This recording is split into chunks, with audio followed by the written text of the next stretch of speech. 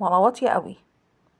لو النار واطية هيبقى السمك هيتهري، ولو النار عالية قوي هيستوي من بره ومن جوه لأ. يبقى لازم النار تبقى متوسطة. خلاص، ويتقلب بقى كده على الجنبين وتتأكدي ان هو من جوه ومن بره قرمش كده معاكي وتحمر كويس، وبنشيله من الزيت. اهو كل مرة هحط فيها السمك هرشه برشاش المية. اهو بص بقى، بعد ما خلصت قلية هوريكوا شكل الزيت هيبقى عامل ازاي. بصوا، مش محروق وصافي خالص زي ما انتوا شايفينه كده بالظبط. بصوا شكله عامل ازاي.